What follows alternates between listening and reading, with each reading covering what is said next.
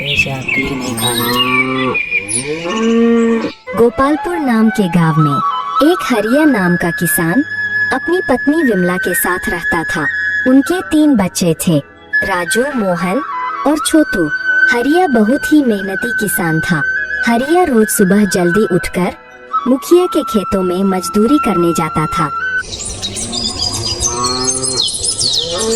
फिर सुबह सुबह हरिया अपनी पत्नी से कहता है, भाग्यवान, ओ भाग्यवान, जरा सुनती हो?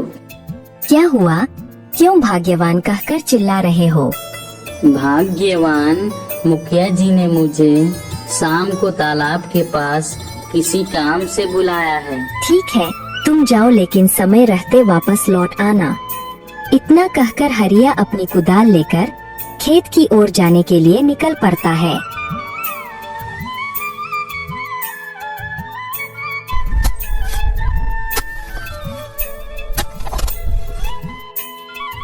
अरे मदन, मैं चलता हूँ भाई, मुझे मुखिया जी से कुछ काम है।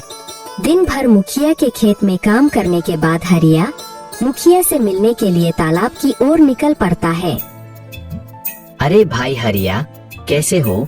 परिवार कुशलता पूर्वक तो है ना? हाँ मुखिया जी, आपकी दुआ और प्रभु की आशीर्वाद से सभी कुशल ही हैं। हरिया, आजकल खेतों का काम कैसा चल रहा है? हरिया, इस बार पिछले साल से ज्यादा खेती करनी है। इस बार थोड़ा खेतों में ज्यादा मेहनत करनी पड़ेगी। ठीक है मुखिया जी, मैं पूरी कोशिश करूँगा। आगे ईश्वर की माया। अरे भाई हरिया, बातें करते करते जो काम से तुम्हें बुलाया था वह काम तो बताना ही भूल गया। किस काम से बुलाए थे मुखिया जी? मेरे काम में कोई भूल तो नहीं हो गई है? अरे हरिया भाई, ऐसी कोई बात नहीं है। तुम्हारे काम में कोई भूल नहीं हुई है। मैं तुम्हारे काम से बहुत खुश हूँ। चिंता करने की कोई बात नहीं है। तो क्या बात है मुखिया जी? हरिया, कल सुबह तुम्हें एक छोटा सा सामान लेकर चंदनपुर गांव जाना है। चंदनपुर गांव में मेरे मित्र गोपाल को सामान दे आना। मैं किसी काम से कल पास के गांव जा रहा हूँ, इस कारण मैं तुम्हें ये काम सौंप रहा हूँ। बस इतनी सी बात है? मैं इस सामान को कल ही पहुंचा दूंगा मुखिया जी। हरिया, इस काम के बदले में मैं तुम्हें अपनी 25 बीघा जमीन खेती करने के लिए देता हूँ। तुम जितनी भी फसल करोगे उस फसल का आधा भाग तुम्हारा होगा और आधा मेरा। 25 बीघा जमीन? मुखिया जी, आप क्या सच कह रहे हो? मैं सच कह रहा हूँ हरिया, मुझे तुम पर पूरा विश्वास है। ठीक है मुखिया जी, यह आपका विचार मुझे मंजूर है। मैं 25 बीघा जमीन पर खेती जरूर करूँगा। हरिया मुखिया जी की बात सुनकर बहुत खुश हो जाता है और जल्दी से मुखिया जी से सामान लेकर घर की ओर निकल पड़ता है।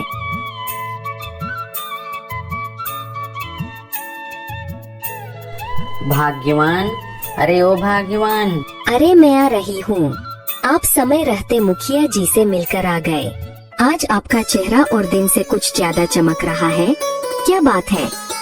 तो सुनो भाग्यवान, कल सवेरे मुझे मुखिया जी के काम से मुझे चंदनपुर गांव जाना है।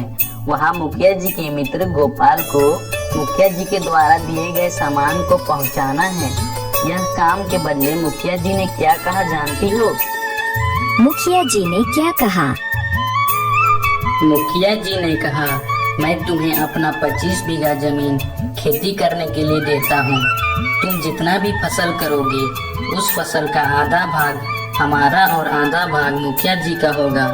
भाग्यवान, यह सब प्रभु की कृपा है। यह सुनकर विमला खुशी से मन ही मन के अंदर झूमने लगी।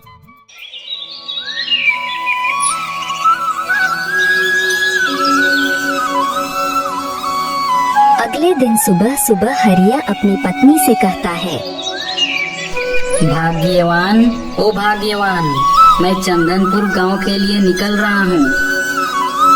ठीक है, ध्यान से जाना और समय रहते घर वापस लौट आना। यह कहकर हरिया मुखिया जी का सामान लेकर चंदनपुर गांव के लिए निकल पड़ता है।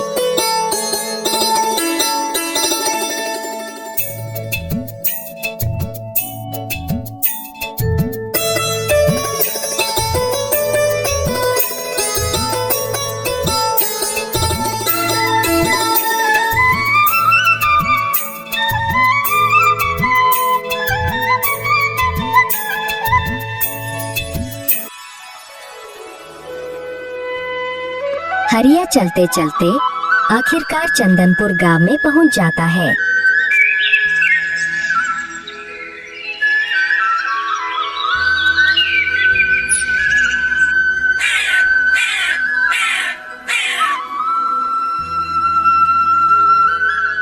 अरे नमस्ते हरिया भाई, कैसे हो? सभी गोपालपुर वासी कैसे हैं? नमस्ते नमस्ते गोपाल भाई, मैं ठीक हूँ। और आप कैसे हो? और हमारे सीतापुर वासी भी ठीक ही हैं गोपाल भाई। अरे हरिया भाई, मैं ठीक हूँ। चंदनपुर गांव कैसे आना हुआ? मेरे मित्र मुखिया जी कैसे हैं? गोपाल भाई, मुखिया जी भी ठीक है। उन्होंने आपके लिए एक सामान भिजवाया है, इसलिए सीतापुर से चंदनपुर आपके यहाँ आया हूँ। अच्छा दिखाओ, मेरे मित्र ने ऐसा क्या भिजवाया है? हाँ हाँ गोपाल भाई, ये लो। यह कहकर हरिया गोपाल को अपना सामान दे देता है। अरे हरिया भाई, इतनी दूर से आए हो, थोड़ी देर आराम कर लो। थक गए होगे, फिर थोड़ी देर आराम करने के बाद चले जाना। अरे नहीं गोपाल भाई, इतनी दूर जाना है, धीरे धीरे चलता हूँ, कहीं रास्ते में थोड़ी देर आराम कर लूँगा। यह कहकर हरिया अपने गांव सीतापुर के लिए निकल पड़ता है। कुछ दूर जाने के बाद हरिया सोचता है कि क्यों न इस पेड़ की छाया में थोड़ी देर के लिए आराम किया जाए। यह सोचकर हरिया पेड़ की छाया में बैठ जाता है। उसी समय थोड़ी देर में एक रामू नाम का आदमी आता है और हरिया के साथ ही बैठ जाता है। अरे हरिया भाई, कहाँ से आ रहे हो आप? बहुत दिनों के बाद दिखाई दिए। तभी रामू हरिया से कहता है, रामू भाई, मैं मुखिया के काम से चंदनपुर गांव गया था, मैं वहीं से आ रहा हूँ। थोड़ी थकान सी होने लगी तो सोचा कि क्यों न थोड़ी देर आराम कर लूँ। रामू भाई, आप वैसे कहाँ जा रहे हो? हरिया भाई, मैं महामाया मंदिर दर्शन करने जा रहा हूँ। वैसे लोग कहते हैं जो भी श्रद्धालु अपना मनोकामना लेकर जाते हैं, माँ महामाया के दर्शन मात्र से ही कभी खाली हाथ वापस नहीं आते। माँ महामाया उनकी मनोकामना कुछ ही दिनों में पूर्ण कर देती है। रामू भाई, आपने बहुत ही अच्छी बात बताई। घर जाकर मैं अपने भाग्यवान को मंदिर के बारे में जरूर बताऊंगा। यह कहकर हरिया जल्दी से अपने घर की ओर चल पड़ता है। घर जाकर हरिया मंदिर के बारे में सभी बात अपनी पत्नी विमला को बताता है। भाग्यवान, हमें माँ महामाया मंदिर दर्शन करने के लिए जाना चाहिए। यह बात सुनकर विमला बहुत खुश हो जाती है और हरिया से कहती है, जरूर भाग्यवान, हम मंदिर के दर्शन के लिए जरूर चलेंगे।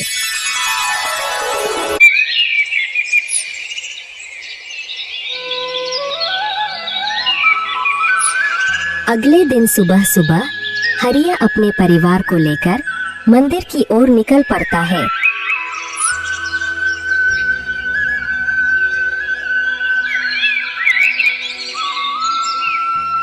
हरिया अपने परिवार को लेकर माँ महामाया मंदिर दर्शन करने पहुँच जाता है और अपने परिवार को मंदिर के अंदर लेकर जाता है। अंदर जाते ही हरिया सबसे पहले माँ महामाया को प्रणाम करता है।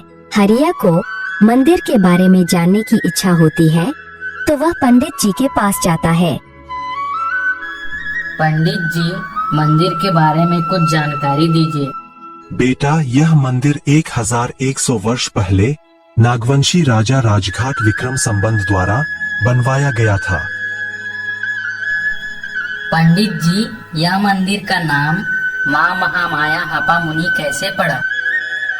बेटा, 1100 साल पहले इस मंदिर में एक मुनि आए थे।